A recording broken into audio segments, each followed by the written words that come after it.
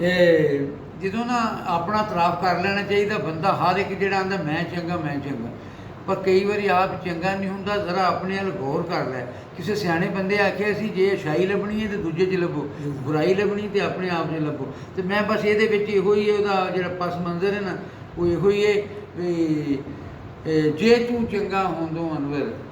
ਜੇ ਤੂੰ ਚੰਗਾ ਹੁੰਦੋਂ ਅਨਵਰ, ਤੇਰੇ ਸੱਜਣ ਤੇਰੇ ਮਿੱਤਰ ਤੇਰੇ ਨਾਲ ਵਫਾਵਾਂ ਕਰਦੇ, ਤੇਰੇ ਲਈ ਦੁਆਵਾਂ ਕਰਦੇ, ਕੋਈ ਵੀ ਕੰਮ ਕਰਨ ਤੋਂ ਪਹਿਲਾਂ ਤੇਰੇ ਨਾਲ ਸਲਾਹਾਂ ਕਰਦੇ, ਇੰਜ ਨਾ ਦਿੰਦੇ ਤੈਨੂੰ ਚੱਕਰ ਜੇ ਤੂੰ ਚੰਗਾ ਹੁੰਦੋਂ ਅਨਵਰ, ਤੇਰੇ ਸੱਜਣ ਤੇਰੇ ਮਿੱਤਰ ਛੱਡ ਨਾ ਜਾਂਦੇ ਅੱਧ ਵਿਚਕਾਰੇ, ਲਾਉਂਦੇ ਤੈਨੂੰ ਪਾਰ ਕਿਨਾਰੇ, ਯਾਰੀ ਲਾ ਕੇ ਤੋੜ ਨਿਭਾਉਂਦੇ, ਇੰਜ ਨਾ ਕਰਦੇ ਕੂੜੇ ਕਾਰੇ, ਭੁੱਲ ਨਾ ਜਾਂਦੇ ਵਾਅਦੇ ਕਰ ਕਰ ਜੇ ਤੂੰ ਚੰਗਾ ਹੁੰਦੋਂ ਅਨਵਰ, ਤੇਰੇ ਸੱਜਣ ਤੇਰੇ ਮਿੱਤਰ ਤੇਰੇ ਸੱਜਣ ਤੇਰੇ ਮਿੱਤਰ ਜਿਹੜੇ ਤਿੱਥੋਂ ਅੱਗੇ ਲੰਘੇ, ਜਾਂਦੇ ਤੇਰੇ ਰੰਗ ਵਿੱਚ ਰੰਗੇ, ਸੱਚ ਸਿਆਣੇ ਲੋਕੀ ਆਖਣ ਚੰਗੇ ਨਾਲ ਨੇ ਸਾਰੇ ਚੰਗੇ, ਮਿਲਦੇ ਤੈਨੂੰ ਯਾਰ ਵੀ ਬਿਹਤਰ ਜੇ ਤੂੰ ਚੰਗਾ ਹੁੰਦੋਂ ਅਨਵਰ, ਆਇਆ ਤੈਨੂੰ ਜੀਣ ਦਾ ਵੱਲ ਨਹੀਂ, ਇਸ ਮਸਲੇ ਦਾ ਕੋਈ ਹੱਲ ਨਹੀਂ, ਛੱਡਦੇ ਹੁਣ ਦੇ ਯਾਰ ਬਣਾਉਣੇ, ਯਾਰੀ ਤੇਰੇ ਵੱਸ ਦੀ ਗੱਲ ਨਹੀਂ, ਭੁੱਲ ਜਾਣਾ ਏ ਗੱਲ ਇਹ ਅਕਸਰ